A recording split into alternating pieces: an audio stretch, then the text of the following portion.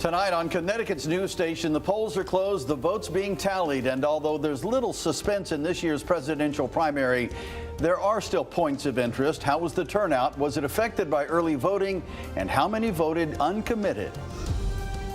And here we go again, another round of soaking rain. We also have strong gusty winds, coastal flooding, and a touch of winter to top it all off. The timeline and what to anticipate coming up. UConn basketball looking for a repeat in the tournament, but campus officials want to avoid a repeat of celebrations like last year. We'll see what's changing to avoid destruction and arrests in stores.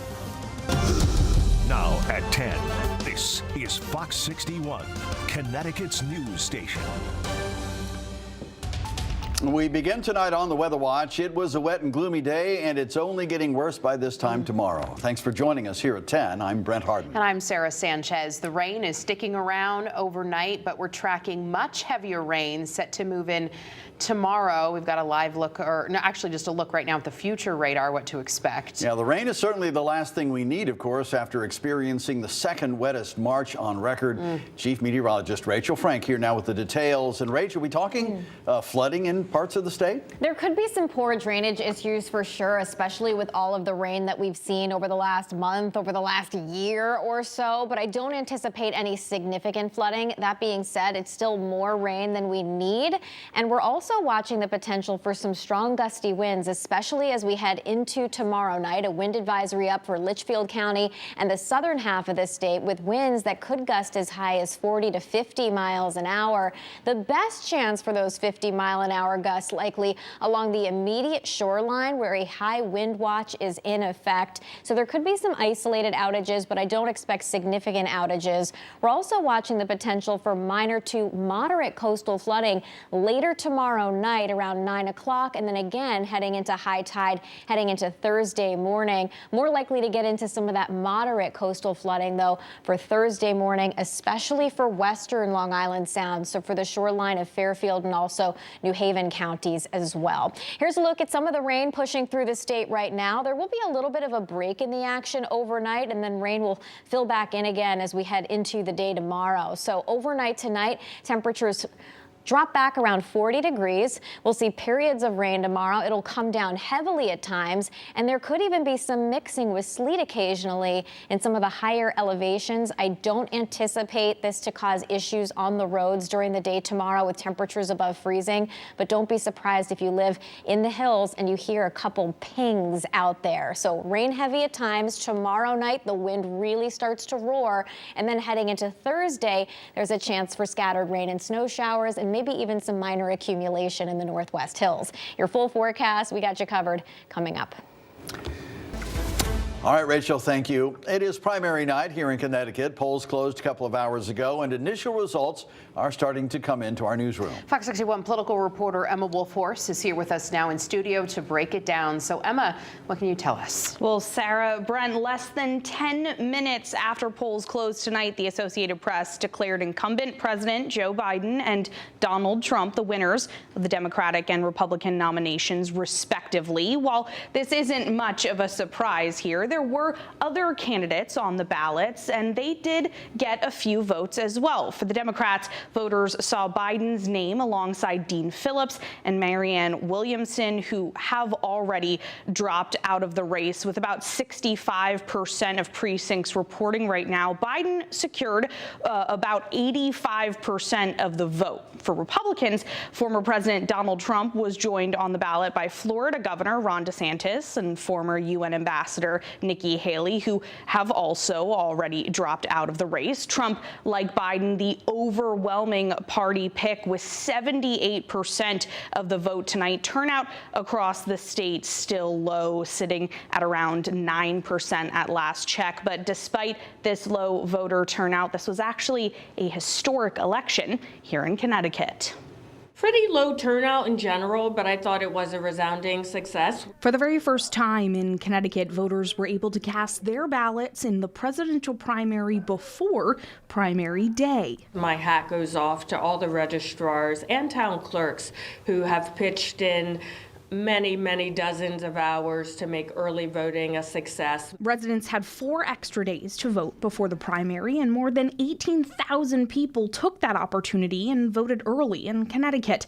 But this wasn't the only reason this presidential primary was historic. It's also happening on a new date. In the past, Connecticut's presidential primary election was held on the last Tuesday in April. But state lawmakers decided last year to move up the date to try and make Connecticut's primary more influential. Even with early voting and an earlier date, turnout was still low. This isn't a competitive primary. A lot of people have been voting for different reasons. Some people believe it's important to vote in every election, as I do. Some want it to be a part of history, just people who wanted to be first to cast a ballot. Another reason some people showed up to the polls to vote uncommitted.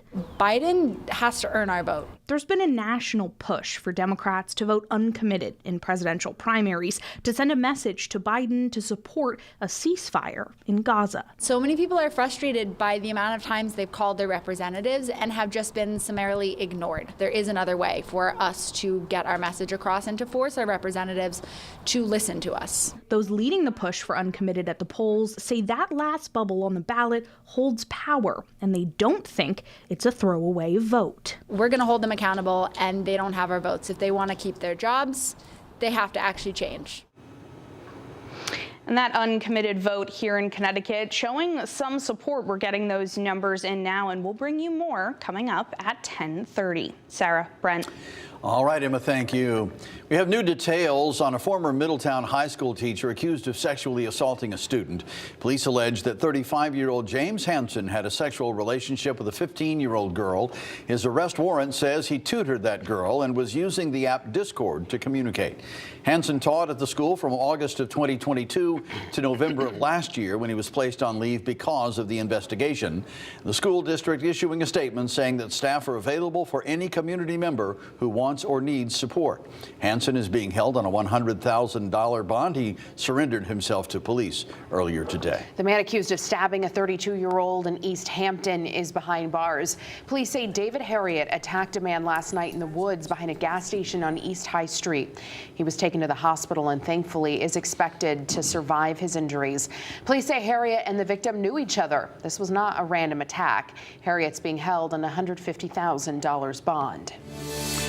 Well, a scare in Meriden this morning. Police say a person was magnet fishing in a river and pulled up a pipe bomb. It happened at 10 a.m. at the intersection of Oregon and River Road. Police say the bomb squad was called. Thankfully, the device was inert and crews were able to get rid of it safely. No one was injured, and they are still investigating how it ended up in the water there. Well, both the UConn men and women's basketball teams have danced their way into the Final Four in their respective tournaments. Yeah, those games are being held far away from stores while the teams get ready on the court and off the court. Officials are trying to avoid a repeat of last year's destructive celebrations on campus. A small percentage of Husky Nation caused thousands of dollars worth of damage when the men became champions last year. Fox 61's Jay Garcia is live on the UConn campus now with what's changed this time around and how students are reacting to it. Jay. Well, Brent and Sarah, UConn officials are taking steps to make sure to prevent destruction on campus and to keep it to a minimum, all in hopes to prevent the chaos that unfolded from happening again this year. Students might notice some changes around the UConn store's campus, especially around Gamble Pavilion. Orange cones where aluminum lampposts once stood, and new building-mounted lights to keep campus well lit. All in advance of this weekend's Final Four games for both the UConn men's and women's basketball teams. Well, I guess they're just like pre-taking them down because last year we all kind of like tore them down and stuff. So I guess they're just trying to make sure that doesn't happen again. It's just one of the steps the university is taking to prevent the mayhem that ensued after the men won the national championship last year. Fans ripped lampposts and street signs from the concrete, using them to smash windows and doors, including the entrance to the Student Union building. The mob of students even flipped cars and set fires in the street during their so-called celebrations. I thought people getting a little crazy after the game was expected, but definitely not that crazy. 16 people were hurt in the chaos, although not that bad. Over 36 students were arrested, some suspended from campus, and others even expelled from the university. In an email to Fox 61, a university spokesperson said in part, quote, "The vast majority of our students celebrated last year's championship in a responsible, appropriate manner. It's unfortunate that a small fraction of people in the crowds chose to be disruptive, but their behavior should reflect only on them, not on our full student body or other Husky fans." Like last year's watch parties, where the final 4 games will be held in Gamble Pavilion. But unlike last year, it will only be open to students and no alcohol will be sold, something students say is a good thing. Like, it was pretty fun being around it last year and stuff. Like, I get it for safety and just like cost and stuff. So I think it's good. I think it's safe. It's probably fair. There are a lot of people who are really angry, in big mobs. So I think that not having things that would incite that makes sense. And the university not releasing specific details, but say that they will be ramping up security in the coming days on campus. Reporting live in stores, Jake Garcia, Fox 61, Connecticut's news station.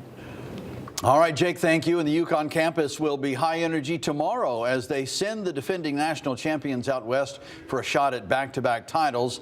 UConn will be hosting another send-off ceremony on the Storrs campus tomorrow afternoon as the team loads up the buses and heads out to Glendale, Arizona. We're talking about the men's team here. Fox 61 will be with the Huskies on the road to the championship. We'll have live coverage from both Arizona and Cleveland, Ohio with the women's basketball team as both teams look to make history once again.